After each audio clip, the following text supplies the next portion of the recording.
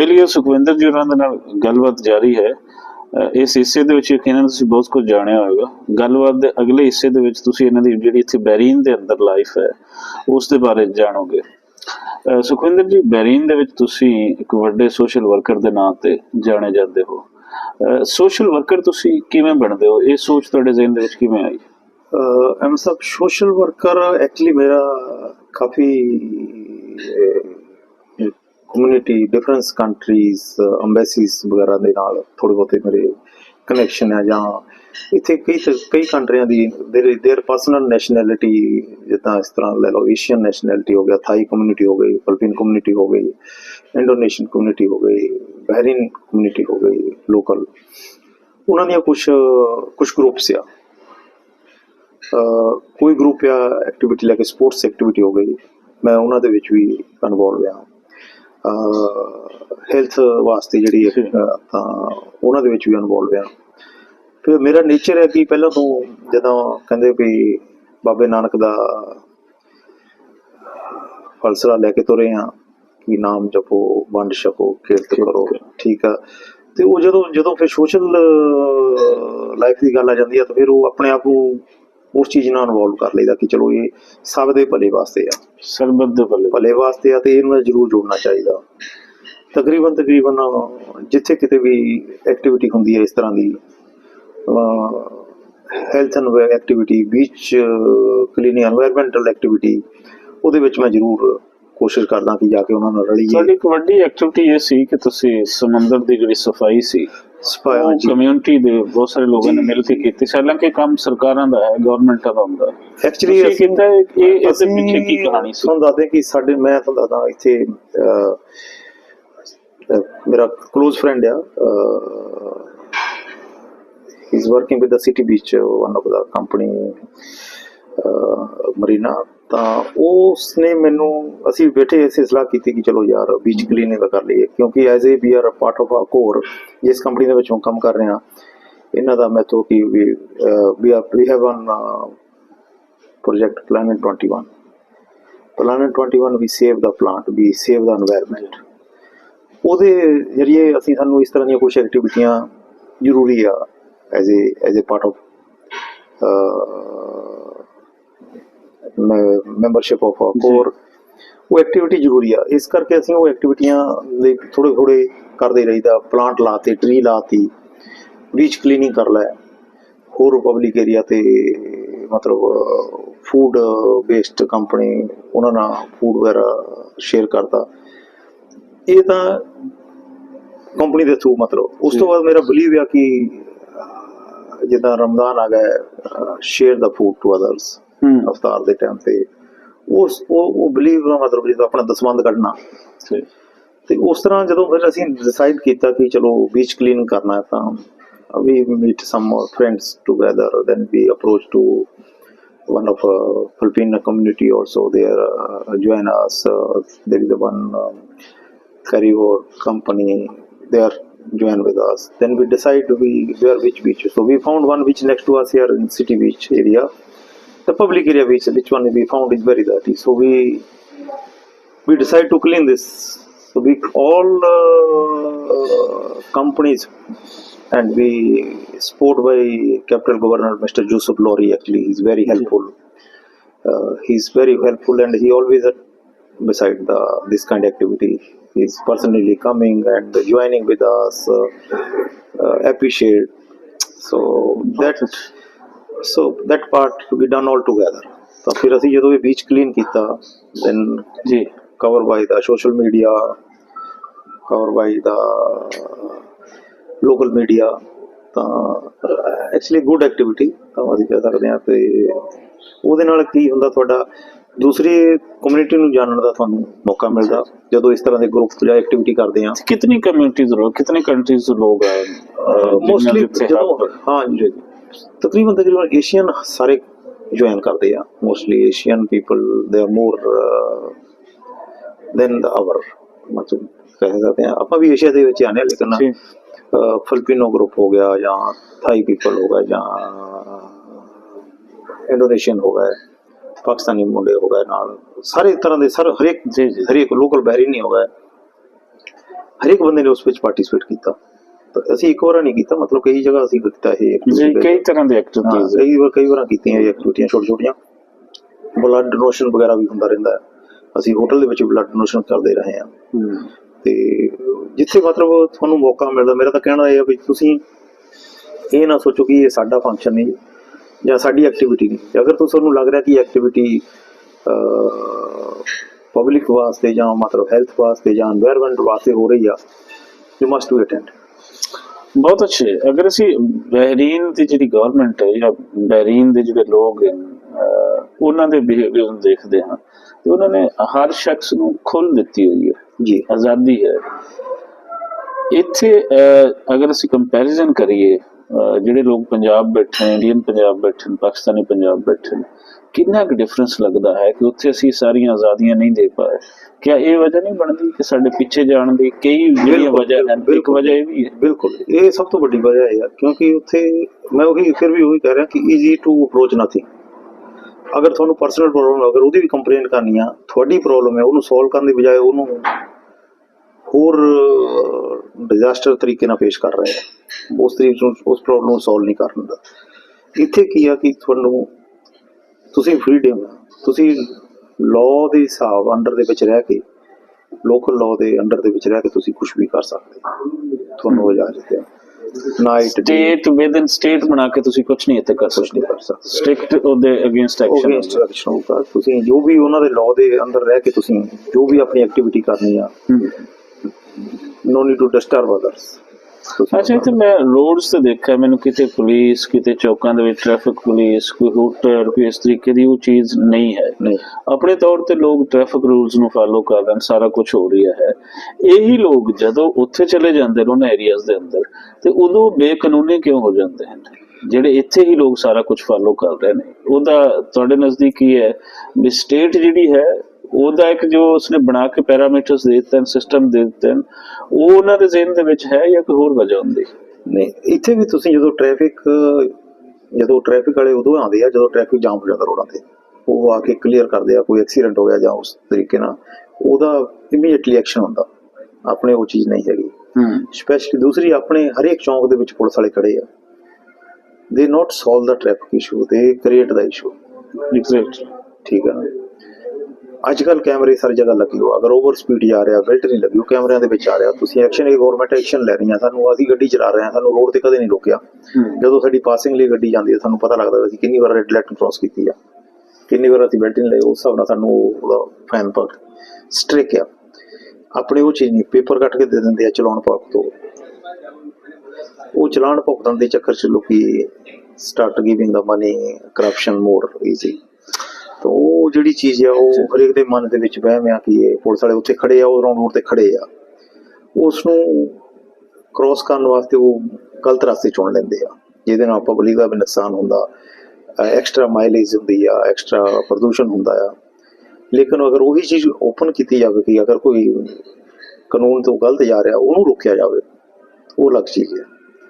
ਮਤਲਬ ਉੱਥੇ ਹਰੇਕ ਲਈ ਅਗਰ ਤੁਸੀਂ ਸਹੀ ਆ ਤੁਹਾਨੂੰ ਲਈ ਵੀ ਹੋਰ ਆਇਆ, ਤੁਸੀਂ ਗਲਤ ਆ ਤੁਹਾਡੇ ਲਈ ਵੀ ਹੋਰ ਆਇਆ। ਅਸੀਂ ਕਿਵੇਂ ਸਹੀ ਹੋ ਸਕਦੇ ਹਾਂ? ਅਸੀਂ ਤਾਂ ਮੁਰਾਦ ਇਹ ਹੈ ਕਿ ਇੰਡੀਆ ਪਾਕਿਸਤਾਨ ਹੈ ਜਾਂ ਕਿ ਪੰਜਾਬ ਸਾਡਾ ਕੰਸਰਨ ਹੈ, ਲੈਂਦਾ ਚੜ੍ਹਦਾ ਪੰਜਾਬ। ਸਹੀ ਇਸੇ ਤਰ੍ਹਾਂ ਹੋ ਸਕਦਾ। ਜਿਹੜੀ ਅੱਜ ਕੱਲ੍ਹ ਯੰਗ ਜਨਰੇਸ਼ਨ ਆ, ਮੇਰੇ ਹਿਸਾਬ ਨਾਲ ਕਿ they have to come front. ਜਿੰਨਾ ਚਿਰ ਅਸੀਂ ਉਸ ਸਰਕਲ ਦੇ ਵਿੱਚੋਂ, ਬਾਕਸ ਦੇ ਵਿੱਚੋਂ ਬਾਹਰ ਨਿਕਲ ਕੇ ਕੰਮ ਨਹੀਂ ਕਰਦੇ, ਉਸ ਤਰ੍ਹਾਂ ਨਹੀਂ, ਉਹ ਕੁਛ ਨਹੀਂ ਸਹੀ ਹੋ ਰਿਹਾ। ਉਸ ਸਰਕਲ ਦੇ ਵਿੱਚੋਂ ਅਸੀਂ ਉਸੇ ਸਰਕਲ ਦੇ ਵਿੱਚ ਬੈਠੇ ਹਾਂ, ਸਿਰਫ ਸਰਕਲ ਉਹੀ ਰਹਿ ਜਾਂਦਾ। ਸਰਕਲ ਦੇ ਅੰਦਰ ਆਪਰੇਟ ਕਰਨ ਵਾਲੇ ਬੰਦੇ ਚੇਂਜ ਹੋ ਜਾਂਦੇ, ਲੇਕਿਨ ਉਹ ਸਰਕਲ ਤੋਂ ਬਾਹਰ ਨਹੀਂ ਜਾਣ ਦਿੰਦੇ। ਉਹ ਆਪਰੇਟਿੰਗ ਵੀ ਉਸੇ ਸਰਕਲ ਦੇ ਵਿੱਚ ਕਰਦੇ, ਉਸ ਦਾਇਰੇ ਦੇ ਅੰਦਰ ਘੁਮਾ ਰਹੇ ਆ। ਨਵੀਂ ਸਰਕਾਰ ਆਉਂਦੀ ਆ, ਨਵੇਂ ਬੰਦੇ ਆਉਂਦੇ ਆ, ਨਵੇਂ ਸਿਲੈਕਸ਼ਨ ਆਉਂਦੀ ਆ, ਦਾਇਰਾ ਉਹੀ ਆ। ਉਹ ਦਾਇਰਾ ਓਪਨ ਨਹੀਂ ਹੋਣ ਦਿੰਦੇ। ਸਾਨੂੰ ਉਹ ਦਾਇਰਾ ਓਪਨ ਕਰਨ ਵਾਸਤੇ ਨਵੇਂ ਵਿਊਅਰ, ਨਵੀਂ ਯੰਗ ਜਨਰੇਸ਼ਨ, ਨਵੇਂ ਐਜੂਕੇਟਡ ਬੰਦੇ, ਓਪਨ ਮਾਈਂਡਡ, ਜੋ ਲਾਅ ਨੂੰ ਫੋਲੋ ਕਰਨ ਲੇਕਿਨ ਉਹਦੀ ਲਿਮਿਟ ਦੇ ਵਿੱਚ ਰਹਿ ਕੇ ਕੰਮ ਕਰਵਾਉਣ, ਉਹ ਚੀਜ਼ ਨਹੀਂ ਮਿਲ ਰਹੀ। ਤੁਸੀਂ ਦੁਨੀਆ ਦੇ ਕਿੰਨੇ ਕੰਟਰੀਜ਼ ਵਿਜ਼ਿਟ ਕਰ ਚੁੱਕੇ? ਮੈਂ ਇਸ ਵੇਲੇ ਜੀ 14-15 ਕੰਟਰੀਆਂ ਵਿਜ਼ਿਟ ਕਰ ਚੁੱਕਾ। ਮੈਂ ਹਰੇਕ ਕੰਟਰੀ ਵਿੱਚ ਡਰਾਈਵ ਕੀਤੀ ਹੈ। ਲੇਕਿਨ ਕਿਸੇ ਵੀ ਕੰਟਰੀ ਦੇ ਵਿੱਚ ਅੱਜ ਤੱਕ ਮੈਂ ਤਕਰੀਬਨ as a visitor not require licence mostly, ਮੇਰੇ ਕੋਲ ਬਹਿਰੀਨ ਦਾ ਲਾਇਸੈਂਸ ਹੈ, ਇੰਡੀਆ ਦਾ ਲਾਇਸੈਂਸ ਹੈ, ਲੇਕਿਨ ਮੈਨੂੰ ਕਿਸੇ ਵੀ ਕੰਟਰੀ ਦੇ ਵਿੱਚ ਅੱਜ ਤੱਕ ਪੁਲਿਸ ਨੇ ਨਹੀਂ ਰੋਕਿਆ। ਕਿਵੇਂ ਦਾ ਪਾਇਆ ਉਹਨਾਂ ਕੰਟਰੀਜ਼ ਨੂੰ? ਗੱਲ ਫਿਰ ਉਹੀ ਹੈ ਕਿ ਅਸੀਂ ਕੰਪੈਰੀਜ਼ਨ ਆਪਣੇ ਕੰਟਰੀ ਤੋਂ ਕਰਨਾ ਹੈ। ਇਹਨਾਂ ਤੋਂ ਕਿਤਨਾ ਬੁਰਾ ਪਾਇਆ, ਕਿਤਨਾ ਚੰਗਾ ਪਾਇਆ? ਐਕਚੁਅਲੀ ਹਰੇਕ ਕੰਟਰੀ ਦਾ ਡਿਫਰੈਂਸ ਐਕਸਪੀਰੀਅੰਸ ਹੈ ਸਰ। ਮੈਂ ਇਜਿਪਟ ਦੇ ਵਿੱਚ ਗਿਆ, ਉੱਥੇ ਥੋੜੀ ਜਿਹੀ same like to India Pakistan style ਆ, ਰੋਡ ਵੀ same India Pakistan style, traffic ਵੀ ਸੇਮ ਇੰਡੀਆ ਪਾਕਿਸਤਾਨ ਸਟਾਈਲ ਆ। ਲੇਕਿਨ ਜਦੋਂ ਤੁਸੀਂ ਉਸ ਕੰਟਰੀ ਦੇ ਵਿੱਚ ਡਰਾਈਵ ਵਗੈਰਾ ਕਰਦੇ ਜਾਂ ਉਸ ਕੰਟਰੀ ਵਿੱਚ ਵਿਚਰਦੇ ਐਜ਼ ਏ ਵਿਜ਼ਿਟਰ, ਤੁਹਾਨੂੰ ਉਹ ਚੈਲੰਜ, ਉਹ ਜੋ ਆਪਾਂ ਇੰਡੀਆ ਦੇ ਵਿੱਚ ਲੋਕੀ ਵਿਜ਼ਿਟਰ ਆ ਰਹੇ ਆ, ਉਸ ਤਰ੍ਹਾਂ ਦੇ ਚੈਲੰਜ ਫੇਸ ਕਰਨ ਨੂੰ ਮਿਲਦੇ ਆ। ਦੁਬਈ ਚਲ ਜਾਓ, ਉੱਥੇ ਅਲੱਗ ਕਾਨੂੰਨ ਆ। ਬਹਿਰੀਨ 'ਚ, ਦੁਬਈ, ਕਤਰ, ਓਮਾਨ, ਇਹਨਾਂ ਕੰਟਰੀਆਂ ਦੇ ਵਿੱਚ ਈਜ਼ੀ ਟੂ ਅਪਰੋਚ ਵਾਲੀ ਗੱਲ ਆ ਜਾਂਦੀ ਆ। ਥਾਈਲੈਂਡ ਚਲ ਗਿਆ, ਉੱਥੇ ਵੀ ਆਈ ਡਰਾਈਵ ਲੋਟ ਮੈਨੀ ਤਾਂ ਕੋਈ ਵੀ ਅਗਰ ਤੁਸੀਂ ਗਲਤ ਨਜ਼ਰ ਨਹੀਂ ਕਰ ਰਹੇ ਤਾਂ ਤੁਹਾਨੂੰ ਕੋਈ ਰੋਕਣੇ ਵਾਲਾ ਨਹੀਂ ਹੈਗਾ। ਉੱਥੇ ਵੀ ਟ੍ਰੈਫਿਕ ਹੈ, ਲੇਕਿਨ ਆਈ ਰੀਅਲੀ ਇੰਪ੍ਰੈਸ ਟ੍ਰੈਫਿਕ ਦੇ well organise by the public, not with the police. ਤੁਸੀਂ ਅਗਰ ਰਾਈਟ ਟਰੈਕ ਤੇ ਰਾਈਟ ਨੂੰ ਗੱਡੀ ਟਰਨ ਕਰਨੀ ਆ, ਤੁਸੀਂ ਰਾਈਟ ਰੋਡ ਦੇ ਵਿੱਚ ਹੀ ਆ, ਚਾਹੇ ਤੁਹਾਡੇ ਅੱਗੇ 100 ਗੱਡੀ ਆ, ਤੁਸੀਂ ਲੈਫਟ ਰੋਡ ਤੋਂ ਜਾ ਕੇ ਰਾਈਟ ਨਹੀਂ ਜਾ ਸਕਦੇ। ਉਹ ਪਬਲਿਕ ਦਾ ਮਾਈਂਡ ਸੈਟ ਆ, ਉਹਨਾਂ ਦੇ ਉਹ ਐਜੂਕੇਟਡ ਇਸ ਹਿਸਾਬ ਨਾਲ ਕਿ ਨਹੀਂ। ਸਾਡੇ ਕੀ ਆ ਕਿ ਅਗਰ ਤਾਂ ਅਸੀਂ ਰਾਈਟ ਜਾਣਾ ਤਾਂ ਅਸੀਂ ਇੱਥੋਂ ਲੈਫਟ, ਰਾਈਟ ਰੋਡ ਬੰਦ ਆ ਤਾਂ ਅਸੀਂ ਲੈਫਟ ਰੋਡ ਰਾਹੀਂ ਹੋ ਕੇ ਨਿਕਲ ਜਾਂਦੇ ਆ, ਮੂਹਰੇ ਜਾ ਕੇ ਟ੍ਰੈਫਿਕ ਬਲੌਕ ਕਰ ਦਿੰਦੇ ਆ। ਤਾਂ ਉਹ ਚੀਜ਼ ਹੈ ਕਿ ਲਾਅ ਨੂੰ ਫੋਲੋ ਨਹੀਂ ਕਰ ਰਹੇ। ਬੜੀ ਗੱਲ ਕਰ ਰਹੇ ਮੈਂ ਜੀ ਪਲੀਜ਼ ਤੁਸੀਂ ਮੁਕੰਮਲ ਕਰੋ। ਨਹੀਂ, ਮੈਂ ਇਹ ਦੱਸ ਰਿਹਾ ਕਿ ਹੋਰ ਯੂਰਪ ਦੇ ਵਿੱਚ ਜਾ ਕੇ ਮੈਂ ਡਰਾਈਵ ਵਗੈਰਾ ਕੀਤੀ ਆ, ਤੇ ਉੱਥੇ ਲੋਕੀ ਲਾਅ ਨੂੰ ਫੋਲੋ ਕਰ ਰਹੇ ਆ। ਮਤਲਬ ਉਹਨਾਂ ਨੂੰ ਅਗਰ ਸਿਗਨਲ ਲੱਗਾ ਹੈ ਤਾਂ ਸਿਗਨਲ ਦੀ ਰਿਸਪੈਕਟ ਆ। ਇੰਡੀਆ ਪਾਕਿਸਤਾਨ 'ਚ ਉਹ ਸਿਗਨਲ ਦੀ ਰਿਸਪੈਕਟ ਨਹੀਂ ਹੈਗੀ। ਰੈੱਡ ਆ ਤਾਂ ਰੈੱਡ ਨਿਕਲ ਜਾਂਦੇ ਆ ਰਾਤ ਨੂੰ, ਨੋ ਐਂਟਰੀ ਆ ਤਾਂ ਨੋ ਐਂਟਰੀ 'ਚ ਵੀ ਜਾ ਰਹੇ ਆ। ਜਦੋਂ ਆਪਾਂ ਉਹ ਲਾਅ ਨੂੰ ਆਪਣਾ ਉਹ ਸਿਸਟਮ ਨੂੰ ਫੋਲੋ ਨਹੀਂ ਕਰਦੇ, ਪ੍ਰੋਬਲਮ ਤਾਂ ਡੈਫੀਨੇਟਲੀ ਆਉਣੀ ਆ। ਇਹ ਸਾਰੀ ਇਹਨਾਂ ਚੀਜ਼ਾਂ ਦੇ ਬਾਵਜੂਦ ਅਗਰ ਅਸੀਂ ਚੜ੍ਹਦੇ ਪੰਜਾਬ ਦੇ ਅੰਦਰ ਦੇਖੀਏ ਤੇ ਉੱਥੇ ਬੋਲੀ ਦਾ ਹਾਲ ਕੁਝ ਬਿਹਤਰ ਹੈ ਪੰਜਾਬੀ ਨੂੰ ਲੈ ਕੇ। ਉੱਥੋਂ ਦੇ ਬੱਚੇ ਜਾਣਦੇ ਹਨ ਕਿ ਬੁੱਲੇ ਸ਼ਾਹ ਕੌਣ ਹੈ, ਵਾਰਿਸ ਸ਼ਾਹ ਕੌਣ ਹੈ, ਬਾਬਾ ਨਾਨਕ ਸਰਕਾਰ ਦੇ ਨਾਲ, ਬਾਕੀ ਸਾਰਿਆਂ ਦੇ ਨਾਲ। ਲਹਿੰਦੇ ਪੰਜਾਬ ਦੇ ਵਿੱਚ ਪੰਜਾਬੀ ਬੋਲੀ ਨਹੀਂ ਪੜ੍ਹਾਈ ਜਾ ਰਹੀ। ਇਸ ਲਹਿੰਦੇ ਪੰਜਾਬ ਦੇ ਲੋਕਾਂ ਨੂੰ ਨਹੀਂ ਪਤਾ ਚੜ੍ਹਦੇ ਪੰਜਾਬ ਦੇ ਅੰਦਰ ਨਿਸਾਬਾਂ ਦੇ ਵਿੱਚ ਕੀ ਪੜ੍ਹਾ ਜਾ ਰਹੀ ਹੈ, ਔਰ ਹਿਸਟਰੀ ਤੋਂ ਉਹਨਾਂ ਨੂੰ ਵਾਂਝਾ ਰੱਖਿਆ ਗਿਆ, ਦੂਰ ਹਨ ਉਹ ਪੰਜਾਬ ਦੀ ਹਿਸਟਰੀ ਤੋਂ, ਉਹਨਾਂ ਨਹੀਂ ਪਤਾ ਆਪਣੇ ਇਤਿਹਾਸ ਦਾ ਸਾਰਾ ਕੁਛ। ਬੋਲੀ ਦਾ, ਪੰਜਾਬੀ ਦਾ ਸਾਡੀ ਮੂਵਮੈਂਟ ਹੈ ਪੰਜਾਬੀ ਪੜ੍ਹਾਏ ਜਾਣ ਦੀ। ਪੰਜਾਬੀ ਪ੍ਰਚਾਰ ਪਿਛਲੇ 10 ਸਾਲ ਤੋਂ ਉਸ ਨੂੰ ਲੈ ਕੇ ਚੱਲ ਰਹੀ ਹੈ। ਬਹੁਤ ਸਾਰੀਆਂ ਰੈਲੀਆਂ, ਸੈਮੀਨਾਰ, ਕਾਨਫਰੰਸ ਵਗੈਰਾ ਵੀ ਉਹਦੇ ਤੇ ਕਰਾਉਂਦੇ ਆ। ਤੁਸੀਂ ਕੀ ਖਿਆਲ ਕਰਦੇ ਹੋ ਕਿ ਪੰਜਾਬੀ ਬੋਲੀ ਪੰਜਾਬੀ ਸਮਾਜ ਨੂੰ ਕਿਵੇਂ ਬਿਹਤਰ ਕਰ ਸਕਦੀ? ਕੋਈ ਵੀ ਦੇਖੋ, ਜਦੋਂ ਕਹਿੰਦੇ ਵੀ ਜੇ ਕਿਸੇ ਕੌਮ ਦਾ ਨਾਸ਼ ਕਰਨਾ ਹੈ ਜਾਂ ਕਿਸੇ ਸਮਾਜ ਦਾ ਨਾਸ਼ ਕਰਨਾ, ਤਾਂ ਪਹਿਲਾਂ ਉਹਦੀ ਜ਼ੁਬਾਨ ਤੇ ਅਟੈਕ ਹੁੰਦਾ ਹੈ, ਜੋ ਕਿ ਅੱਜ ਕੱਲ੍ਹ ਸਾਡੇ ਨਾਲ ਹੋ ਰਿਹਾ ਹੈ। ਉਹਨੂੰ ਬਚਾਉਣ ਵਾਸਤੇ, ਆਪਣੇ ਸਮਾਜ ਨੂੰ ਬਚਾਉਣ ਵਾਸਤੇ, ਆਪਣੀ ਕੌਮ ਨੂੰ ਬਚਾਉਣ ਵਾਸਤੇ, ਆਪਣੀ ਬੋਲੀ, ਮਾਂ ਬੋਲੀ ਨੂੰ ਬਚਾਉਣ ਵਾਸਤੇ, ਆਪਣੀ ਹੋਂਦ ਨੂੰ ਬਚਾਉਣ ਵਾਸਤੇ ਸਾਨੂੰ ਇਹ ਪੰਜਾਬੀ ਦੀ ਲੜਾਈ ਰਲ ਮਿਲ ਕੇ ਲੜਨੀ ਚਾਹੀਦੀ ਆ। ਪੰਜਾਬੀ ਜ਼ਿਆਦਾ ਤੋਂ ਜ਼ਿਆਦਾ ਆਪਣੇ ਬੱਚਿਆਂ ਨੂੰ ਐਜੂਕੇਟ ਕਰਨਾ ਚਾਹੀਦਾ। ਆਪਣੇ ਦਫ਼ਤਰਾਂ ਦੇ ਵਿੱਚ ਵੀ ਪੰਜਾਬੀ 'ਚ ਕੰਮ ਹੋਣਾ ਚਾਹੀਦਾ ਜਿੱਥੇ ਨਹੀਂ ਹੋ ਰਿਹਾ। ਬਿਲਕੁਲ। ਪੰਜਾਬੀ ਲਿਖਣ ਜਾਂ ਪੰਜਾਬੀ ਬੋਲਣ ਵਾਲੇ ਨੂੰ ਅਨਪੜ੍ਹ ਸਮਝਿਆ ਜਾ ਰਿਹਾ। ਇਹ ਕਿਉਂ ਹੋ ਰਿਹਾ? ਕਿਉਂਕਿ ਇਹਦੇ ਪਿੱਛੇ ਵੀ ਉਹੀ ਸੋਚ ਕੰਮ ਕਰ ਰਹੀ ਆ, ਜਿਹੜੀ ਕਿ ਸਾਡੇ ਤੇ ਡਾਇਰੈਕਟ ਅਟੈਕ ਨਹੀਂ ਕਰ ਰਹੀ, ਹੌਲੀ ਹੌਲੀ ਪੋਇਜ਼ਨ ਦਾ ਕੰਮ ਕਰ ਰਹੇ ਆ, ਦਾਇਰੇ 'ਚ ਘੁਮਾਇਆ ਜਾ ਰਿਹਾ। ਉਹ ਸਾਨੂੰ ਇਹਦੇ ਬਾਰੇ ਸੋਚਣ ਹੀ ਨਹੀਂ ਦਿੰਦੇ, ਸਾਨੂੰ ਦੂਸਰੀ ਪ੍ਰੋਬਲਮ ਖੜੀ ਕਰ ਦਿੰਦੇ ਆ ਸਾਹਮਣੇ। ਜਦੋਂ ਅਸੀਂ ਉੱਠ ਕੇ ਪੰਜਾਬੀ ਦੀ ਜਾਂ ਪੰਜਾਬੀ ਕਲਚਰ ਦੀ ਗੱਲ ਕਰਦੇ ਜਾਂ ਪੰਜਾਬੀ ਹੋਣ ਦੀ ਗੱਲ ਕਰਦੇ ਤਾਂ ਸਾਡੇ ਮੂਹਰੇ ਸਾਨੂੰ ਇਸ ਤੋਂ ਭਟਕਾਉਣ ਵਾਸਤੇ ਫਾਰਮਿੰਗ ਦਾ ਸਿਲਸਿਲਾ ਸ਼ੁਰੂ ਕਰ ਦਿੱਤਾ। ਰੇਟ ਗਿਰਾਤੀ। ਜਦੋਂ ਅਸੀਂ ਫਾਰਮਿੰਗ ਨੂੰ ਬਚਾਉਣ ਦਾ, ਇਲੈਕਟ੍ਰੀਸਿਟੀ ਦਾ ਮੁੱਦਾ ਸ਼ੁਰੂ ਕਰ ਦਿੰਦੇ ਆ, ਮਤਲਬ ਉਹ ਸਾਨੂੰ ਇੱਕ ਪਾਸੇ ਫੋਕਸ ਨਹੀਂ ਕਰਦੇ ਰਹੇ। ਉਹ ਸਿਰਫ ਇਸੇ ਕਰਕੇ ਨਹੀਂ ਕਰਦੇ ਰਹੇ ਫੋਕਸ ਕਿ ਜਦੋਂ ਸਾਡਾ ਫੋਕਸ ਇੱਕ ਜਗ੍ਹਾ ਹੋ ਗਿਆ, ਜਦੋਂ ਅਸੀਂ ਇੱਕ ਹੋ ਗਏ ਇੱਕ ਜਗ੍ਹਾ ਸਾਰੇ, ਫਿਰ ਅਸੀਂ ਆਪਣੀ ਮੰਗਾਂ ਮਨਵਾ ਸਕਦੇ ਹਾਂ, ਫਿਰ ਅਸੀਂ ਆਪਣੀ ਹੋਂਦ ਬਚਾ ਸਕਦੇ ਹਾਂ। ਉਹਨਾਂ ਦਾ ਮਕਸਦ ਹੀ ਇਹ ਆ ਕਿ ਡਿਵਾਈਡ ਐਂਡ ਰੂਲ ਵਾਲਾ ਹਿਸਾਬ ਆ ਕਿ ਜੋ ਗੋਰੇ ਦੇ ਗੋਰੇ ਦੇ ਟਾਈਮ ਤੇ, ਤਾਂ ਉਹ ਮੈਂ ਉਹਨਾਂ ਦੀ ਨਹੀਂ ਕਹਿ ਰਿਹਾ, ਇਹ ਆਪਣੀ ਮਿਸਟੇਕ ਆ ਕਿ ਅਸੀਂ ਉਹਨਾਂ ਨੂੰ ਟੋਲਰੇਟ ਕਰ ਰਹੇ ਹਾਂ, ਅਸੀਂ ਉਹਨਾਂ ਨੂੰ ਵਾਰ-ਵਾਰ ਸਾਹਮਣੇ ਲਿਆ ਰਹੇ ਹਾਂ, ਜਦ ਕਿ ਅਸੀਂ ਆਪਣੇ ਆਪ ਨੂੰ ਸਟਰੋਂਗ ਕਰੀਏ ਇੰਨਾ ਕਿ ਉਹ ਸਾਡੇ ਲਾਗੇ ਆਉਣ ਤੋਂ ਡਰ। ਬਹੁਤ ਵਧੀਆ ਗੱਲਬਾਤ ਬਾਜੀ ਤੁਹਾਡੇ ਨਾਲ, ਔਰ ਬਹੁਤ ਕੁਝ ਸਿੱਖਣ ਨੂੰ ਵੀ ਮਿਲਿਆ, ਤੁਹਾਡੀ ਸਟੋਰੀ ਵੀ ਜਾਣੀ ਅਸੀਂ। ਕੀ ਲਾਸਟ ਤੇ ਮੈਸੇਜ ਕੀ ਦੇਣਾ ਚਾਹੋਗੇ ਸਾਡੇ ਸੁਣਨ ਵਾਲਿਆਂ ਨੂੰ, ਬਾਕੀ ਮੇਰੀ ਟੀਮ ਨੂੰ ਕੀ ਕਹਿਣਾ ਚਾਹੋਗੇ? ਮੈਂ ਤਾਂ ਇਹੀ ਕਹਿ ਰਿਹਾ ਕਿ ਦੇਖੋ, ਮਨ ਦੀ ਸੈਟੀਸਫੈਕਸ਼ਨ ਬਹੁਤ ਜ਼ਰੂਰੀ ਆ। ਸਕਸੈਸ ਨਾਲੋਂ ਵੈਲਥ ਤੇ ਹੈਲਥ ਦੋ ਚੀਜ਼ਾਂ, ਵੈਲਥ ਵੀ ਜ਼ਰੂਰੀ ਆ ਤੇ ਹੈਲਥ ਵੀ ਜ਼ਰੂਰੀ ਆ, ਲੇਕਿਨ ਹੈਲਥ ਨੂੰ ਇੰਪੋਰਟੈਂਟ ਦਿਓ ਵੈਲਥ ਨਾਲੋਂ। ਅਗਰ ਵੈਲਥ ਸਟਰੋਂਗ ਆ ਤਾਂ ਹੈਲਥ ਨਹੀਂ ਤਾਂ ਫਿਰ ਕੁਛ ਨਹੀਂ। ਤੇ ਤੁਹਾਡੀ ਟੀਮ ਦਾ ਬਹੁਤ ਬਹੁਤ ਸ਼ੁਕਰਾਨਾ ਕਰਦੇ ਆ, ਜਿਹੜੇ ਬਹੁਤ ਵਧੀਆ ਪੰਜਾਬ ਤੇ ਪੰਜਾਬੀ ਨੂੰ ਬਚਾਉਣ ਦੇ ਕੰਮ ਕਰ ਰਹੇ ਆ। ਪੰਜਾਬੀ ਤਦੋਂ ਹੀ ਬਚ ਸਕਦੀ ਹੈ ਜੇ ਆਪਣੀ ਹੈਲਥ ਸਟਰੋਂਗ ਆ, ਨਸ਼ਿਆਂ ਤੋਂ ਦੂਰ ਜਾਂਦੇ ਆ। ਜਦੋਂ ਅਸੀਂ ਮੈਂਟਲੀ ਸਟਰੋਂਗ ਹੋ ਗਏ ਫਿਰ ਸਾਡੀ ਵੈਲਥ ਵੀ ਸਟਰੋਂਗ ਹੋ ਜਾਣੀ ਆ। ਜਦੋਂ ਅਸੀਂ ਹੈਲਥ ਹੀ ਸਟਰੋਂਗ ਆ ਤਾਂ ਸਾਡੇ ਲਾਗੇ ਕੋਈ ਆਉਣ ਤੋਂ ਡਰੂਗਾ। ਜਦੋਂ ਅਸੀਂ ਵੈਲਥ ਸਟਰੋਂਗ ਆ ਲੇਕਿਨ ਹੈਲਥ ਸਟਰੋਂਗ ਨਹੀਂ ਤਾਂ ਹਰੇਕ ਉਹ ਅਟੈਕ ਕਰੂਗਾ ਸਾਡੇ ਪੈਸੇ ਖਾਣ ਵਾਸਤੇ। ਤਾਂ ਮੈਂ ਇਹੀ ਕਹਿੰਦਾ ਪੰਜਾਬੀ ਮੁੰਡਿਆਂ ਨੂੰ ਵੀ ਤੇ ਯੰਗ ਜਨਰੇਸ਼ਨ ਨੂੰ ਵੀ ਇਹੀ ਕਹਿ ਰਿਹਾ ਕਿ ਫੋਕਸ ਕਰੋ ਆਪਣੀ ਹੈਲਥ ਦੇ ਉੱਤੇ। ਜਿੰਨਾ ਵੀ ਤੁਸੀਂ ਜੋ ਆਪਣੀ ਹੈਲਥ ਤੇ ਖਰਚਾ ਕਰ ਰਹੇ ਹੋ ਉਹ ਸਾਡੀ ਇਨਵੈਸਟਮੈਂਟ ਆ, ਨਾ ਕਿ ਜੋ ਅਸੀਂ ਆਪਣੇ ਸਹੂਲਤ ਵਾਸਤੇ ਇਨਵੈਸਟ ਕਰ ਰਹੇ ਹਾਂ ਉਹ ਸਾਡੀ ਇਨਵੈਸਟਮੈਂਟ ਨਹੀਂ ਹੈਗੀ। ਆਪਣੀ ਸਹੂਲਤ ਵਾਸਤੇ ਅਸੀਂ ਗੱਡੀਆਂ ਲੈ ਰਹੇ ਹਾਂ, ਆਪਣੀ ਸਹੂਲਤ ਵਾਸਤੇ ਅਸੀਂ ਕੋਠੀਆਂ ਪਾ ਰਹੇ ਹਾਂ, ਆਪਣੀ ਸਹੂਲਤ ਵਾਸਤੇ ਅਸੀਂ ਬੜੇ ਮਾਲ ਬਣਾ ਰਹੇ ਹਾਂ, ਲੇਕਿਨ ਜੇ ਸਾਡੀ ਹੈਲਥ ਹੀ ਨਹੀਂ ਸੀ ਸਾਨੂੰ ਸਾਥ ਦਊਗੀ, ਸਾਡੀ ਹੈਲਥ ਹੀ ਨਹੀਂ ਸਾਡੇ ਸਾਥ ਦਊਗੀ ਤਾਂ ਉਸ ਚੀਜ਼ ਦਾ ਸਾਨੂੰ ਕੋਈ ਫਾਇਦਾ ਨਹੀਂ ਹੈ।